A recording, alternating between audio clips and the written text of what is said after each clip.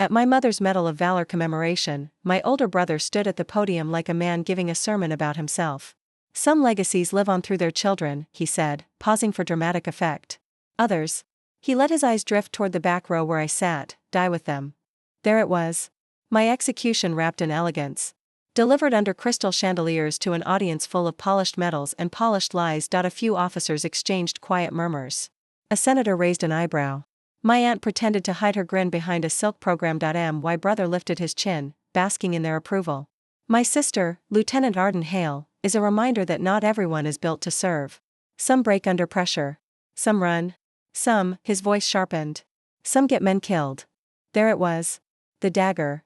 The lie they carved into my record. I stayed still. I didn't flinch. Not when the senator's wife leaned over and whispered, "Isn't she the one they said deserted?" Not when my mother kept her eyes forward, tears drying before they ever fell. I sat in the very last row. My uniform worn and faded. My sleeves still carrying the dust of Ravani, a dust no one in that glittering room would ever understand. I wasn't here to be welcomed. I was here to expose a ghost. Their ghost. Me, just as my brother savored his last bite of self-worship. The double doors of the hall slammed open with a force that silenced even the generals. In strode General Elias Rowan, 3 stars.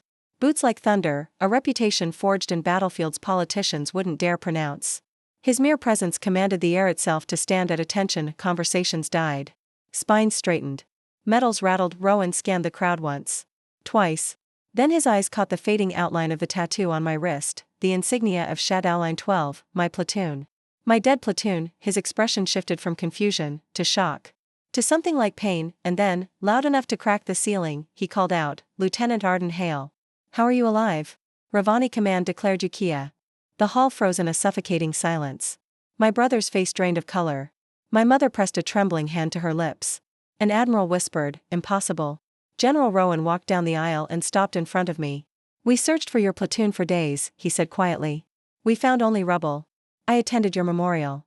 "So did I, apparently," I replied. The audience erupted into whispers. My brother tried to recover, panic flickering behind his eyes. "This is a misunderstanding," but Rowan ignored him. He turned to the entire hall and said, "Lieutenant Hale's platoon didn't die on the battlefield. They were sent to die." Gasps cut through the room. My brother's hands shook.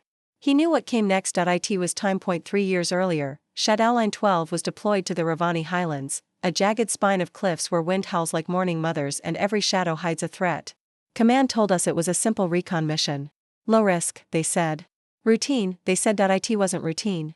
Not even close. At 0315 hours, we slid down the ridge toward the tunnel system. By 0316, the world exploded. RPGs streaked through the air like dragon's fire. Sniper rounds pinged off the stone like metallic raindrops. The ground cracked beneath us as preset explosives detonated in a chain, not random, not improvised. But deliberate engineering. We'd walked into a perfect kill zone. Designed. Calculated.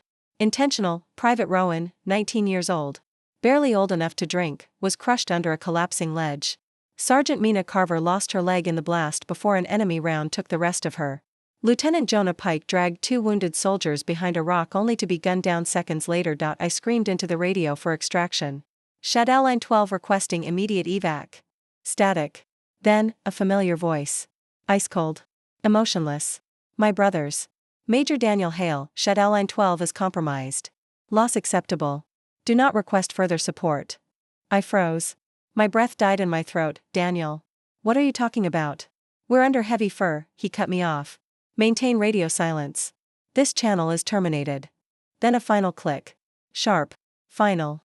A guillotine. He severed our lifeline. Severed me. Severed the truth. Shadow Line 12 wasn't caught in an ambush. We were sacrificed. I woke buried under rubble. Blood dried on my face. My leg broken. My ribs screaming. My platoon dead. All 11 of them. A Ravani medic, old, wiry, brave beyond reason, found me and dragged me to his village. His daughter, Neva, stitched my wounds with trembling hands. For weeks, I drifted between fever and memory, trapped in nightmares of explosions I couldn't outrun, but slowly, painfully, I healed, and in that quiet exile, the truth hardened inside me like steel. My brother had orchestrated the mission. He needed political leverage. He needed casualties. He needed my death. And he ensured command declared me Kia before my blood even dried. They buried me to build his career. So I became a ghost, for a purpose. The hunt, gathering the evidence. I resurfaced in the shadows of Anchorage. Alive, but not living. Breathing, but not whole. I bought second-hand computers. Burners. Encryption tools. I taught myself cyberforensics with the desperation of someone building their own resurrection. Piece by piece, the truth emerged. Voice logs of Daniel ordering the kill zone, altered satellite files, falsified casualty certificates. Money transfers from Ravenforge Defense, a contractor tied to Daniel's promotions. A medical record of a John Doe with Jonah Pike's exact injuries. Then came the file that made me physically ill. A Pentagon memo. Signed by Daniel. Stating I suffered combat-induced delusions and was unfit for service, written before the mission even occurred. They planned my erasure in advance, and then, the bombshell. A leaked recording. Daniel's voice saying, Arden dies with them. Clean the ridge. No survivors.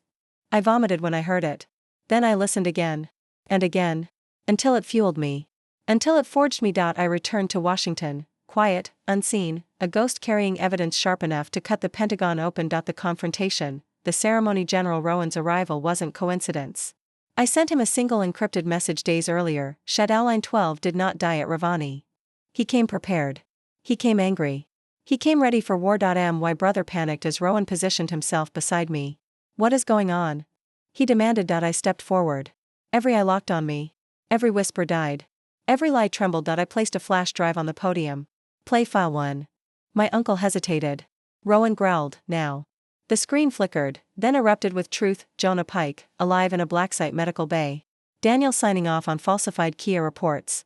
Satellite footage showing the explosives were preset. Bank transactions. Emails. Maps. The audio clip of Daniel ordering my death. The hall exploded into chaos. My mother sobbed into her hands. Officers shouted. A general ripped off his medals. My sister collapsed into a chair. And Daniel? He couldn't breathe.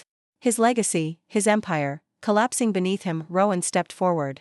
Major Daniel Hale, you are under investigation for treason, war profiteering, falsifying military records, and the premeditated killing of Shadow Line 12. Daniel fell to his knees.